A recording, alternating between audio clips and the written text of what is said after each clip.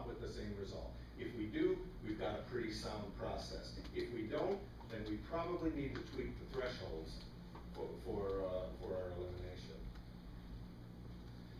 After alternative development and analysis, we come down to a preferred alternative where we have a single East Side Highway location remaining. We present that to the Federal Highway Administration for approval. And through agency public consensus building process, hopefully we determine the location of an East Side Highway. Now, as Mayor Stockton mentioned, this is the third study. The first was test the feasibility, whether an East Side Highway is even feasible. During the corridor study, we looked at, okay, let's narrow it down in number and see if we can identify where a preferred alternative might be, just in terms of general location. With this environmental assessment, at the end, we will have a specific location for an East Side Highway to where we can identify center line, and should the funding exist, we can begin purchasing right-of-way for an East Side Highway. I briefly mentioned CSS, Context-Sensitive Solutions. That's a process. For the corridor report, it was one of the first projects in the state to use CSS. CSS is a very interactive public involvement process where we get representatives from the community involved in the decision-making process even before we start putting lines on the map. And this is a very thorough cross-section of the community. This represents all our interest areas, just to name a few: homeowners associations, organized labor, trucking firms, the airport, environmental groups, drainage districts, economic development. We're trying to get as much of a representation of the entire community as possible. And it's worked out very well. We have people that are very gung-ho on the group for the East Side Highway, and we have people on the group that are somewhat skeptical about the need for an East Side Highway. And that provides a very healthy discourse on the process. It keeps everyone honest. We had someone speak up at our last meeting about how agriculture is of the utmost importance to this entire community. And then we also had someone from economic development counter saying, yes, that's true, but we are continuing to see the growth, so we have to strike a balance between economic development and agriculture. So this better cross-section has helped out a lot with the alternative development process. And so through meetings, we have a website, we have a newsletter, and the various advisory groups. All these are components of CSS. The end result, by year 2014, we hope we find a specific location for the East Side Highway, and we're ready to move forward into the next phase of actual development of plans for the East Side Highway. In terms of schedule, in 2010, we had our first public meeting. 2011, in February, we got concurrence from the Federal Highway Administration on purpose and need, meaning we move forward with the alternative analysis, and that's going to take place throughout this year. In February of 2012, we hope to conclude our alternative development analysis to where we will present a few select alternatives for continued study to the Federal Highway Administration. So should we receive concurrence there, we begin the actual EA, development of the EA, which identifies a preferred alternative for the East Side Highway. Hopefully we get concurrence on that in 2013. Beyond that, we developed a design report. We have a formal public hearing where we take statements from the public and address all formal public comments. They become part of the EA document.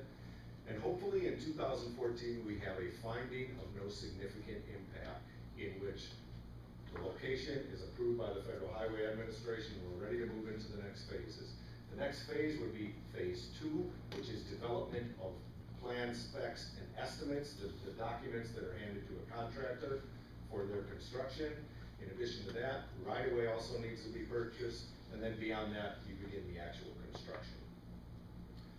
We have a website, www.eastsidehighway.com, which is updated on a weekly basis with any new information we get. You can also email us, and that email address is available on the website. And there is a comment line. All this information is available. In fact, you can also go to a window on the website and send us an instant comment or a question which you might have. We have a frequently asked questions page, which we continue to update as we get new questions. And we also have interesting facts about McLean County and Bloomington Normal, kind of a rotating window, which gives recent census data, socioeconomic data that some of the public might find interesting. With that, that's our update on the East Side Highway. If you have any questions, I'd be happy to entertain them.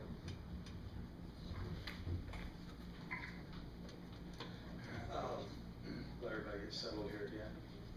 And then we'll move to David. The community working group, is there a listing of that somewhere? Is that on the website? Yes, it is on the website. There's a stakeholder involvement plan, which has the community working group. And those are individuals listed by name? They are listed by name. We don't give addresses or phone numbers because that's personal information. Right. Okay, thank you. Look. Is this presentation available on the website in an interactive format, just like you have? We can make it. This is a very similar presentation that we've been making to the various Rotaries and Kiwanis. I don't think it's available yet, but we can make it available on the website. I think that'd be helpful. I would agree. There's some concern about growth. You know, we had great growth in this community during the 90s. State Farm and other companies, that slowed down a little bit, and then we got hit by the recession, and we saw the impact of that up there. What if our growth projections are in fact wrong? I mean, I understand if we're gonna keep growing, we need to be providing for the future traffic. When you talk about construction beginning soon, I assume there's gonna be checkpoints along here where we could say go, no go, or even delay construction until such time that it's needed. What is the range that we actually think construction would start soonest? And I assume it could be 20 years from now. Certainly, and right now the funding only exists for this study. After this study is completed, the next phase you could begin purchasing the McLean County, Bloomington and Normal, whoever is the owner of this, it could be IDOT too, because this will be a large project. Right-of-way could begin being purchased. However, funding doesn't exist for right-of-way acquisition right now. Funding doesn't exist for phase 2, the development of plan specs and estimates, and funding doesn't exist for construction either. But even if that funding did exist, we're finishing this in 2014. The plan specs and estimate, along with the right-of-way acquisition, could be 3 to 5 years. So we're looking at even if all the money existed, we could be 10 years away from the first dirt being turned on this project. And it is a planning process, and this point was made at our Federal Highway Administration meeting when we met with the feds and received concurrence on the purpose of the meeting. They applauded the community for thinking this far in advance, saying this project might never get built, but you're planning for it now in the future, because if that land use plan does come to fruition and an East Side Highway isn't planned, it's going to be very difficult to put in a transportation facility for that growth after the fact, instead of planning ahead of time for it. Look. And I know you can't give me numbers, but what do you expect to be a financial impact for the city of Bloomington specifically? In terms of in general, what the cost, what Bloomington's financial cost would be to construct this. Right. Well, I can't answer that specifically. What I can say though, this will be a very, very large project, which can't be funded exclusively by the locals. In all likelihood, it would probably have to be a high priority project, HPP project, out of a transportation bill coming up in the future, which they come out every 5 to 7 years. It's hard to tell that pattern now because they hardly come out at all. But typically the high priority project funding is generally 80-20, where 80 is paid for by the Federal Highway Administration and 20 by the locals. But that still could be a great burden because very preliminary estimates of the cost say this is somewhere around a $400 million facility. And that's still, at 80-20, that's still a big chunk. Maybe 90-10, you sometimes see that, but not that often.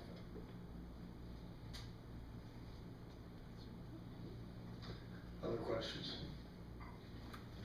What is the total cost of the study so far? Or the total cost of the study, I guess I should just say. The total cost of the study is, I think, $10.3 million. And how much funding was allocated by the county, McLean County? I thought that, I believe this was all capital bill money, and this wasn't McLean County. Now, previous They to. approved, I believe, did they not approve the study? Yes, they did because it was County board. administered through the local, Right. through the local agency. But they didn't approve funding. They approved the study to be done, Yes. but no funding. I mean, the funding came from elsewhere. The funding came from the state Illinois through the Build Illinois capital bill. I think some of that came through was conduit from the federal government too, wasn't it? The previous, the corridor study, I believe the majority of that was Federal Highway Administration money. Steve? Thank you very much for the presentation. It was very good, and I've been following this ever since we had the first meeting. And in fact, I met with Volker at one of the meetings there a few months, it was about 3 months ago, probably, something like that, 2 or 3 months, whatever it was. Okay. And, so we had a chance to talk with him a little bit about that. So thank you for the update. We appreciate it. Okay.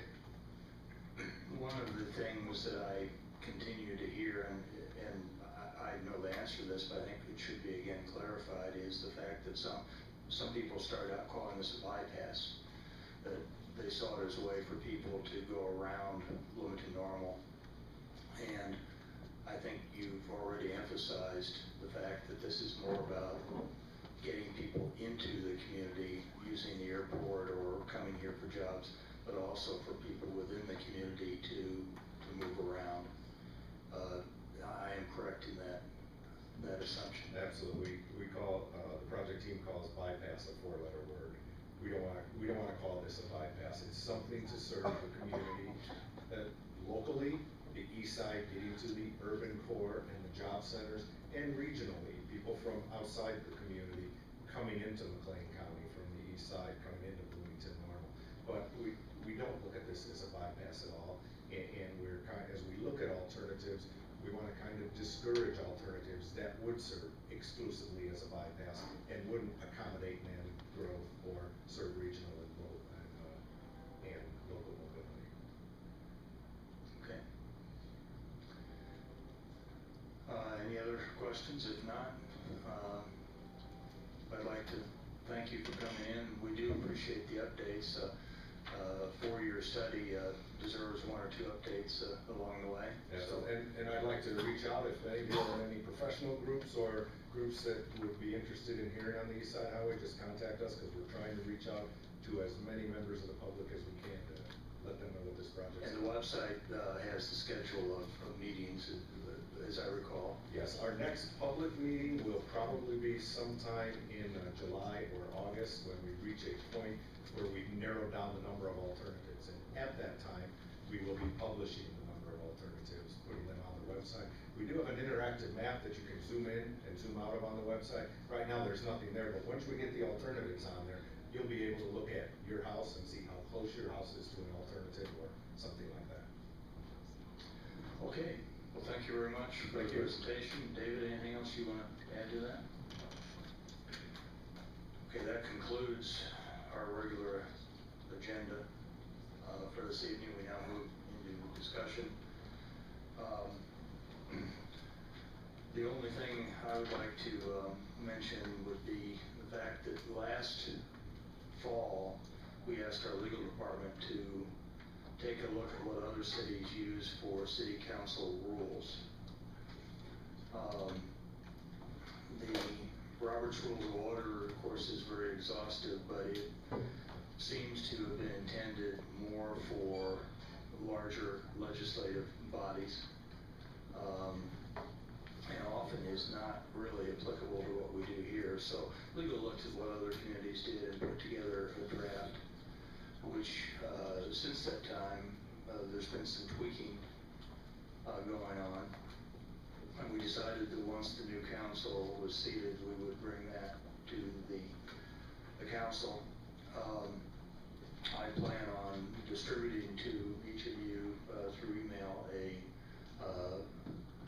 copy of what we're looking at, and would very much appreciate any feedback that you might have on the rules, and then we can talk about what we want to do with it from there. That's really all I had. Jim, do you have something?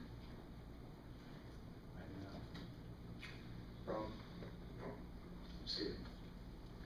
No, I'm not tired. Karen? Nothing, thank you. Jennifer? Nothing, Mayor, thank you. Judy? Nothing. Volker? Nothing. David? Bernie? No. Okay, Mr. City Manager, do you have anything for the good of the order? Just 3 more minutes if we have Jim Carge come back up. You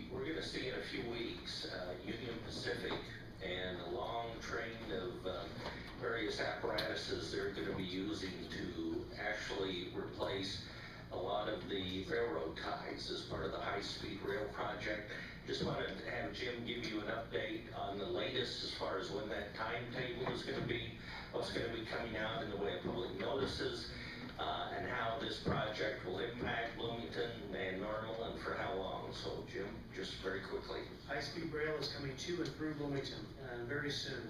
It has changed. The timelines what we anticipated before have changed. Before we were thinking, they were telling us in the range of May 6th. That now is closer to the time frame. Right now they're projecting to get to 6 Points Road crossing May 17th. So the latest projections are to enter into the community May 17th. We'll be seeing some work before then, but not in necessarily closing crossings for a week. Because what will happen is May 17th, they will close 6 Points Road for a week. Miller Street, the crossing, again, they're anticipating starting the 18th of May and going until May 24th. So in that same type time frame. Again, this is, you can get any of this information on the IDOT's high-speed rail website, www.idot.hsr.org. And again, as we get additional information, we're anticipating here, by the end of this week, they should solidify the timing when they come to Bloomington.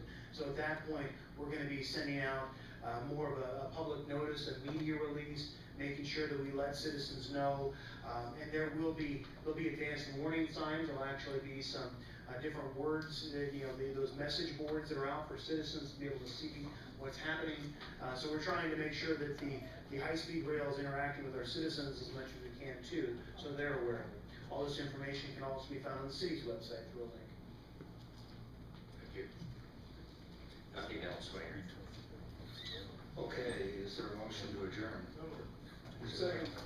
All in favor? Aye. Opposed? We're adjourned.